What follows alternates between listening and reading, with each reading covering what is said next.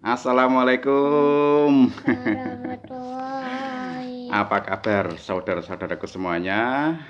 Bersama saya Inwan Bojonegoro ya. Kali ini saya ingin mengetengahkan judul tentang puasa Daud ya. Susah nggak ya kira-kira puasa Daud itu? Nah, tapi sebelumnya ini saya berdoa kepada Allah ya. A'udzubillahiminasyaitonirrajim. Semoga kita semuanya dijauhkan dari segala sifat namanya riya, ujub, ataupun membanggakan diri sendiri, ataupun takabur dan lain sebagainya. Semoga kita semuanya terjauh dari sifat seperti itu. Ini berangkat dari grup komunitas puasa Nabi Daud di WhatsApp. Itu kan banyak sekali anggotanya. Kebetulan saya dimasukkan oleh teman saya, namanya, kasih tahu nggak ya, Ustadz Ahmad Nahid. Sekarang lagi mengasuh di Pondok Pesantren Dia Malila di pedalaman Pulau Sumbawa. Semoga tetap istiqomah Ustadz Nahidnya. Apa kabar? Assalamualaikum Ustadz Nahid. Ini saya dimasukkan oleh Ustadz Ahmad Nahid di grup komunitas puasa Nabi Daud. Ini banyak teman-teman, saudara-saudara kita itu yang saling eh, berbagi pengalaman ya, berbagi pengalaman setelah puasa Daud itu apa yang dirasakan gitu ya. Kebetulan saya komentar begini, saya nggak komentar takut teriak. Justru dengan saya mengatakan saya takut teriak itu dibully oleh saudara-saudara kita. Katanya orang bicara takut teriak itu berarti dia sudah riak. Nah, gimana lagi ya? Piye nih aku bingung. Akhirnya ya gimana lah. Saya akhirnya cerita juga tentang pengalaman saya untuk berpuasa Daud ya. Makanya semoga nggak riak itu ya. Kita mengasih tahu ini, mengabarkan ini agar kita disimak oleh banyak orang. Mudah-mudahan di antara kalian yang belum berpuasa Daud semoga tergerak hatinya untuk berpuasa Daud. Yang sudah berpuasa Daud semoga tetap istiqomah ya, tetap istiqomah terus menjalaninya.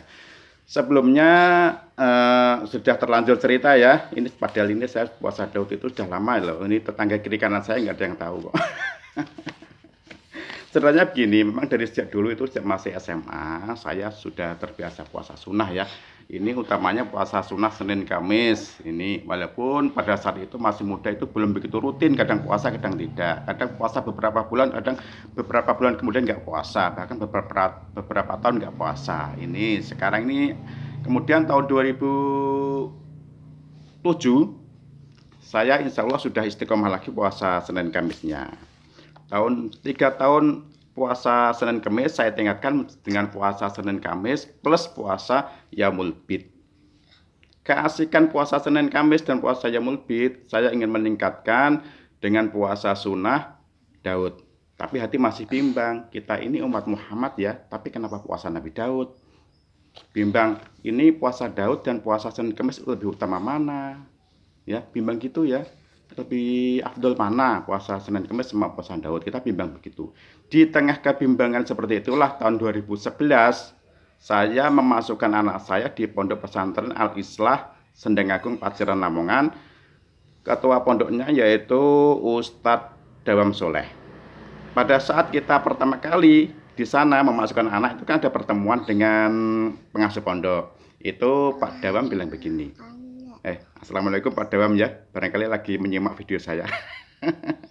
Insya Allah tahun 2022 Pak, saya mau memasukkan anak laki anak ketiga saya di Al-Islah ya. Mohon doa restunya. Itu bilang begini Pak Dawam, mohon maaf walaupun hari ini hari Senin tapi saya lagi nggak puasa karena puasa saya puasa Daud dan kebetulan saat ini saya lagi nggak puasa. Saya mendengar Ustaz Dawam bicara begitu, besok harinya langsung nggak bimbang-bimbang lagi. Saya langsung melaksanakan puasa Daud ya. Ya, ini demikian ya. Kadang-kadang suatu amalan itu perlu untuk dibicarakan ke orang lain agar orang lain itu terdesak, tergerak untuk mengikutinya. Ya, ini. Setelah 2011, sekarang 2021, sudah 10 tahun saya melaksanakan puasa Daud ya. Ini banyak sekali pengalaman yang saya rasakan. Ini sudah saya rangkum di buku catatan ini ya. Satu, hati jadi tenang. Kenapa? Karena kita lagi beribadah. kalaupun kita saat itu dipanggil oleh Yang Kuasa, kita insya Allah sudah punya bekal ya, kita dalam keadaan berpuasa. Begitupun dalam berdoa, hati yang perut yang lapar itu lebih mudah berdoa daripada perut yang kenyang. Dan juga hati selalu gembira. Saat kita berpuasa, kita bersyukur ya, diberi kesehatan, diberi kemampuan, kekuatan untuk berpuasa. Sedangkan pada saat kita besok harinya nggak berpuasa, kita seolah-olah hati gembira, seakan-akan kita berhari raya. Bisa makan pagi, bisa ngobrol-ngobrol sama teman di warung kopi, pokoknya bisa apa-apalah seperti berhari raya ya. Dan juga puasa itu menyehatkan. Ini puasa Daud itu menyehatkan, ini sariawan ya. Perut mual-mual, kepala pusing, mungkin juga batuk-batuk, pilek-pilek, tenggorokan gatal, ini jadi hilang dengan adanya sering berpuasa, ini dengan hilang, walaupun nggak hilang, ringan, jadi cepat sembuh. Dan juga membiasakan hidup sederhana. Saat kita berpuasa ini kan masakan yang biasa jadi istimewa ya. Masakan apa gitu aja yang kita makan kita lagi berbuka, itu kan jadi istimewa. Nah, itu adalah hal-hal yang saya rasakan setelah 10 tahun berpuasa Daud. Dan juga mengurangi, nomor 4, mengurangi obrolan yang tidak berguna. Saat kita berpuasa ini kan kebanyakan kita itu jadi ada ya perasaan mungkin jangan-jangan bau mulut kita mengganggu orang lain. Jadi kalau kita lagi ngobrol, biasanya itu kita lebih suka diam ya, cuma memperbanyak senyum, jadi pendengar setia. Jadi kita itu terhindar dari obrolan, omongan yang kurang berguna. Yang keempat, ada kecenderungan untuk meningkatkan ibadah. Nah itu ya. Jadi kita jadi mudah untuk beramal, ringan kaki untuk melangkah ke masjid, untuk berjamaah, untuk mendengarkan tausiah, pengajian dan lain-lain. Ini adalah 6 hal-hal yang saya rasakan setelah saya berpuasa Daud ini ya. Dan juga perlu diingat ya, sobat-sobat, puasa Daud itu adalah satu niat ikhlas karena Allah. Jangan ada embel-embel yang lain, barangkali ingin punya ilmu laduni atau mempelajari ilmu-ilmu tertentu, atau ingin biar bisa jadi bupati, gubernur, ataupun kepala desa, dan lain-lain. Kalau Anda punya niatan seperti itu, biasanya kalau niatnya sudah kesampaian, puasa Daudnya ditinggalkan. Nah, niat karena ibadah, ikhlas lillahi ta'ala.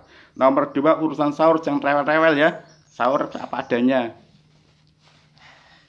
Tangi, tangi. Bangun, sholat tahajud, lihat di meja ada apa, ada makanan apa, tempe-tempe kemarin ataupun sisa lauk kemarin, walaupun nggak ada nasinya, makan aja untuk sahur. Sudah suatu kesunahan ya, sepotong roti atau mungkin sebutir telur, kalau nggak ada ya seteguk air sudah cukup untuk makan sahur. Jangan rewel-rewel, jangan perlu nasi hangat atau lauk hangat, lauk yang baru. Sesuatu yang berat-berat seperti itu nanti malah nggak bisa jalan puasanya karena rewel dalam sahurnya. Nggak sahur pun nggak apa-apa kok, sahur cuma sunnah ya. Yang penting kalau sudah niat, insya Allah sudah bulat.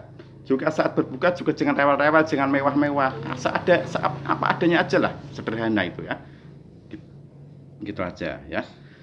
Oke sobat-sobat semuanya, sedikit pengalaman buat Anda semuanya, barangkali berguna ya. Kalau misalnya video ini berguna, silahkan di like, share, ataupun like, subscribe, dan bagikan kepada teman Anda. Kalau mungkin kurang berguna ya mohon diabaikan aja lah, gitu aja.